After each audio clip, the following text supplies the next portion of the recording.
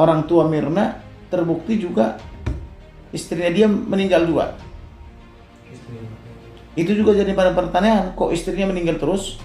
Polisi Indonesia harus aktif gitu, mencari tahu kenapa itu meninggal itu. Karena memang saya tidak melakukan, saya tidak berbuat. Ntar suatu saat juga pasti ketemu titik terangnya. Mirna ketika dia meninggal, sebelum meninggal kan dibawa sama suaminya. Dibawa dulu ke dokter kan? Mirna ini di dokter dia aman, tidak ada diracun itu loh. Kemudian dibawa dari dokter ini oleh suami, itu kurang lebih setengah jam sampai 1 jam. Jangan-jangan di jalan itu racun, siapa tahu gitu loh. Jangan-jangan dia punya asuransi.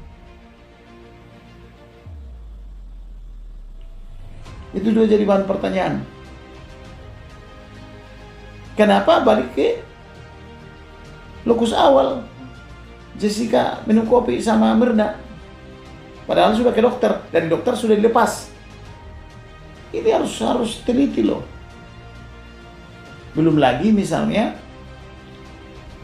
orang tua Mirna terbukti juga menyuap. Salah satu yang mengaku disuap itu ahli forensik digital ya, yang diselipkan uang ketika dia mau ke toilet kan itu, lalu dia melapor ke KPK. Itu juga salah satu tindakan yang tidak benar. Kalau dia menyuap di situ, mungkin yang lain juga tidak disuap. Bagaimana dengan yang lain? Disuap juga kan? Kamarudin Simanjuntak mengungkapkan analisisnya terkait penyebab kematian Mirna yang sesungguhnya. Menurut Kamarudin, jika memang Mirna meninggal karena diracun, tentunya 2 orang yang patut dicurigai adalah suami Mirna dan ayah Mirna sendiri. Pasalnya, diketahui istri muda ayah Mirna yang belum lama dinikahinya, tiba-tiba meninggal secara mendadak. Pasalnya menurut pengakuan dari Angelina Sondah, yang merupakan mantan narapidana yang pernah berada dalam satu tahanan bersama Jessica Wongso, meragukan jika Jessica Wongso adalah pelaku yang membunuh Mirna. Selama di lapas, Angelina mengungkapkan bahwa Jessica adalah sosok yang cerdas, cantik dan juga pekerja keras. Bahkan, Jessica juga tidak pernah sama sekali punya masalah dengan tahanan yang lain. Kita tuh sebenarnya pernah 2 kali ketemu ngaji di situ kan. Iya, betul. Ketemu Kak Angie sama ketemu Jessica di situ. Iya. Tapi mungkin lupa udah 2017. Aku tuh kalau ngomong soal Jess gimana ya, sebelah-sebelahan kamar. Pasti setiap hari lewat depan kamarku. Iya, Jadi pasti dia selalu berpapasan gitu ya. pasti dia iya Kak, ngapain Kak gitu loh. Soalnya like that gitu. Jess tuh tertutup ya orangnya ya, dan maksudnya nggak jarang bicara sih, artinya dia bicara seperlunya aja. Nah kalau misalkan udah ketemu terus ngobrol juga nggak ya, apa mungkin karena akunya juga nggak dekat sama dia ya begitu ya. Cuman basically memang dia jarang ngomong. Jadi gitu. lebih cenderung pendiam gitu ya, orangnya pendiam. Dan Jessica tuh tipikal yang kalau misalkan Jess minta tolong ya bikinin ini bikinin itu gitu kan, nah dia tuh oke aja. Maksudnya ketika ada kegiatan begitu sangat helpful lah. Misalkan Jess nanti bantuin ya. Cuma kalau bicara misalkan kayaknya nggak pernah terjadi. Tapi curhat pun berarti curhat pun enggak gitu ya. Dan kayaknya sih Jessica nggak pernah curhat gitu loh, mau ke siapapun juga gitu lebih dalam. Nah, tapi gitu kalau dia saya. kerja Kerjanya Kalau dalam kerja artian kerja gimana tuh? Jess bantuin dong gitu loh, bikinin rundown untuk acara ini gitu kan. Oke, karena dia itu bisa punya akses untuk pakai komputer secara dia tamping register. Oh iya, pokoknya buat acara lah, banner lah and so on. Ya she is smart gitu loh. Jessica, I mean she is nice gitu. Dia nggak pernah ada selisih sama aku juga. Sama orang lain juga nggak ada. Ya sepertinya sih enggak ya. Karena kan ya karena banyak dia nggak banyak masalah lah ya. Ya biasa kan di dalam tuh. Nah, iya Jess kan selama di sana nggak pernah berantem. Aku malah kadang-kadang tuh ya. Ataupun kita tanya sama teman sekamarnya gitu kan. Lu ngomong apa sama Jess gitu kan? Kagak ngomong apa-apa. Cuman emang kepribadiannya lebih diem gitu. Dan atau mungkin memang karena pilihannya ya nggak mau ada masalah. She is a nice person. Ya, tapi yang misalkan kasat mata dia smart, iya gitu kan. Dia cantik, iya gitu. Dia itu nggak banyak ngomong, iya. Ya orangnya ya, Iya, nggak ribet gitu maksudnya. Tapi dia supel, tetap maksudnya ketemu hai kak, ya paling aku kan Jess gimana gitu kan, aman sehat, iya sehat gitu loh. Aku rasa sih Jessica itu adalah orang yang sangat bisa menyembunyikan rasanya. Kan biasanya kan kalau misalkan tahanan baru Cengeng. iya, atau kalau gitu ya either cengeng ataupun marah-marah. Stres ya kan. Tapi kalau Jess always the same gitu loh, from the first day gitu loh sampai aku mau bebas, dikunjungin nggak dikunjungin tetap sama gitu. Dan until the day I left gitu dari lapas ya emang Jessica is like that. Kita nggak akan pernah bisa tahu loh kalau dia lagi sedih atau dia lagi Iya, bahagia. jadi kayak dia akan sama gitu, dan itu aku salut gitu loh. Selain itu, nama mantan Kadif Propam Polri Ferdi Sambo kembali dibawa-bawa dalam kasus kopi sianida yang menyeret nama Jessica Wongso. Ferdi Sambo sendiri sedang terjerat kasus pembunuhan Brigadir J yang berhasil diungkap oleh pengacara senior Kamarudin Simanjuntak. Terkini, diinformasikan bahwa Ferdi Sambo mengungkapkan bahwa Jessica Wongso bukan sebagai pembunuh Mirna. Otto Hasibuan sempat terkejut mendengar informasi ini. Pasalnya, Ferdi Sambo diduga memang memiliki banyak rahasia di kepolisian. Merespon hal ini, Otto mengajak Ferdi Sambo untuk bersaksi jika sidang PK ketiga Jessica Wongso dibuka kembali. Kamarudin pun menanggapi ketidakadilan dan kriminalisasi yang tengah dihadapi oleh Jessica. Sama seperti semangatnya membongkar kasus kematian Brigadir J, Kamarudin juga sangat bersedia membantu membongkar kasus Jessica ini. Ya tentu prihatinlah. Kok bisa Jessica sampai 20 tahun dihukum? Dan dia pun bingung. Jessica bingung. Disuruh mengaku apa? Kalau dia disuruh mengaku untuk memohon kepada presiden, mengaku apa? Gitu loh. Maka kata mengaku tidak pas. Harusnya adalah PK ketiga. Iya. PK ketiga harus betul-betul diperiksa oleh hakim yang independen. Jangan lagi hakim yang turut, yang menuruti pertimbangan-pertimbangan sebelumnya gitu. Dan ini juga tekan Otto selaku Ketua Peradi harus mencari ahli-ahli, saksi-saksi dan surat yang betul-betul belum pernah diperiksa ketika itu. Jadi itulah baru menarik gitu. Pak, memang jika kalau misalnya Bapak ditunjuk gitu atau dari Bapak Otto sendiri menunjuk Bapak untuk mengawal kasus ini lagi gitu, apakah Bapak bersedia, Pak? Oh, bersedia saya. Karena menurut saya itu tidak tepat. Periksa saksi dulu. Saksi bahwa tidak ada melihat saksi yang di situ ya.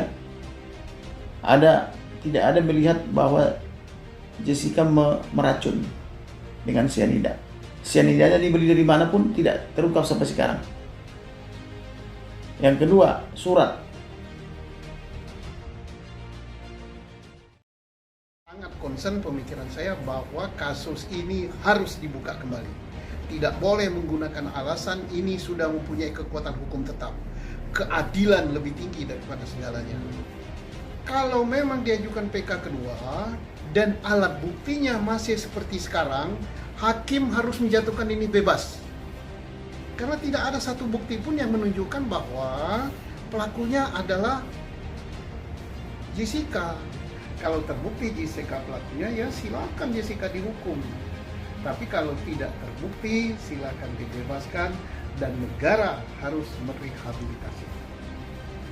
Dan abang sendiri siap bersedia bang untuk membantu? Oh, sangat bersedia.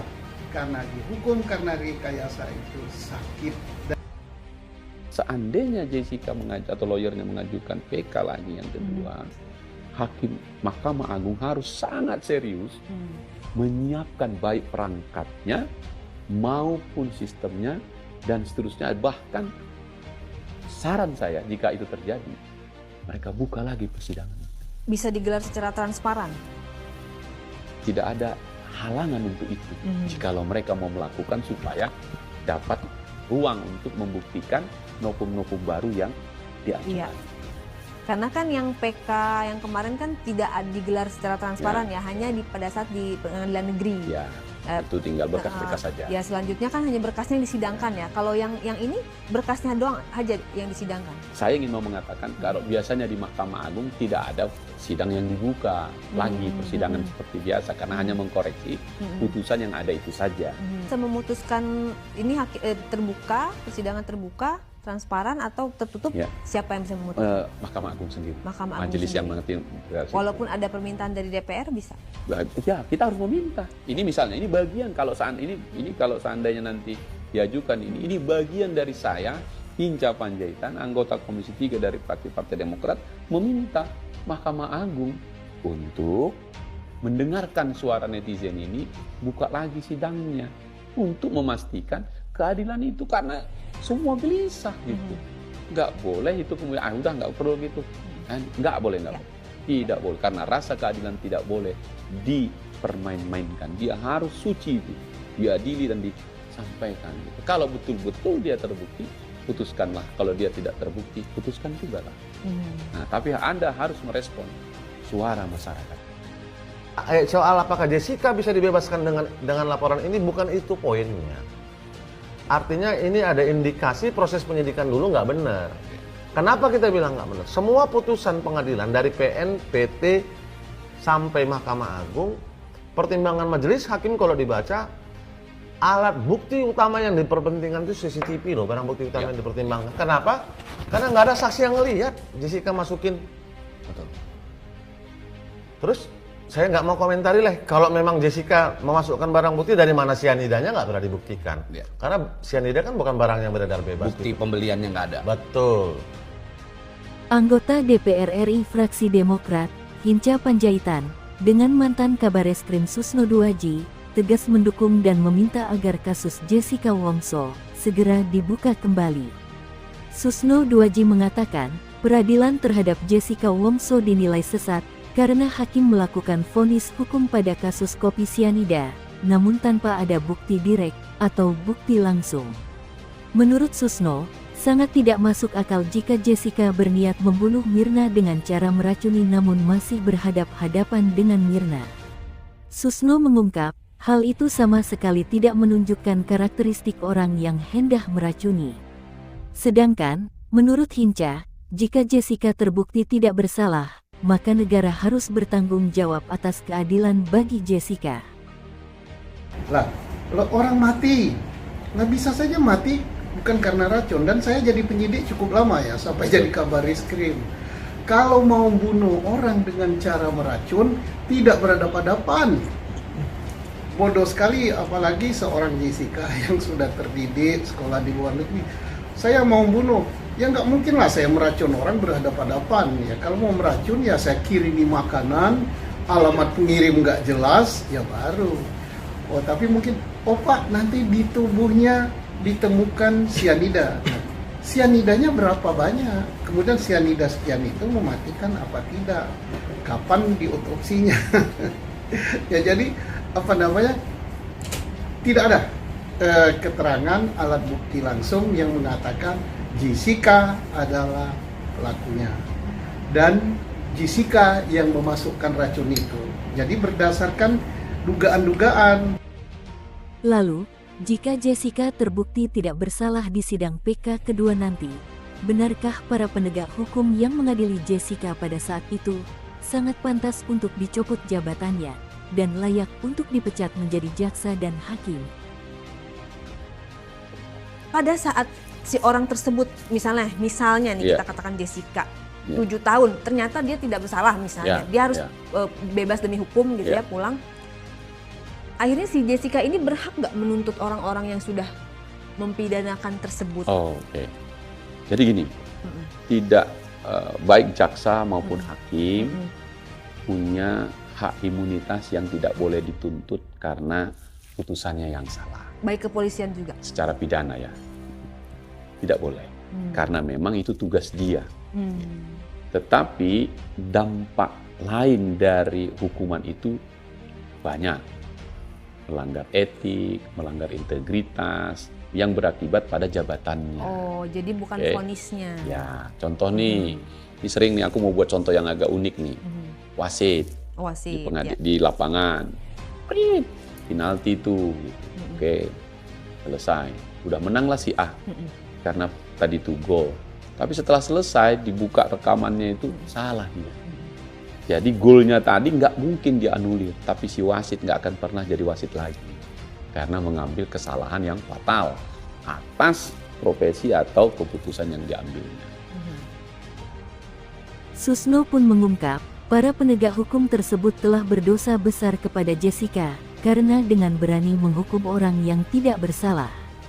Ia pun merasa kasihan kepada Jessica Wongso karena umurnya yang masih muda tetapi harus menerima hukuman hingga masa remajanya hilang. Wah, gini, nah apalagi sampai misalnya mencari, wah Jessica selama di luar negeri begini, pernah kecelakaan, itu kan mencari-cari gitu. Jadi artinya jangan takut kita untuk belajar daripada kekeliruan. Kalau memang salah, ya udah kita akui. Kasihan orang berumur sekian tahun, masih remaja, dihukum sekian tahun, masa remajanya hilang. Besar dosanya. Dan apalagi Jessica mengatakan, saya tidak mau dapat garasi kalau saya harus mengakui kesalahan saya. Ini bagus gitu kan. Bayangkan lebih, saya lebih salut kita pada Jessica daripada penegak hukum yang nggak mengakui kesalahannya. Dan ingat, lembaga pengadilan itu adalah peradilan. Namanya pun peradilan. Pengertian peradilan itu adalah mengadili sesuatu perkara, tidak harus menghukum. Lebih lanjut, Susno Duaji mengaku salut kepada Jessica Wongso daripada penegak hukum yang tidak mau mengakui kesalahannya. Kemudian, ia mengatakan soal peradilan dalam mengadili suatu perkara tidak harus menghukum, karena jika tidak terbukti bersalah seharusnya dibebaskan. Dan para penegak hukum harus bertanggung jawab atas ketidakadilan yang dilakukannya pada Jessica.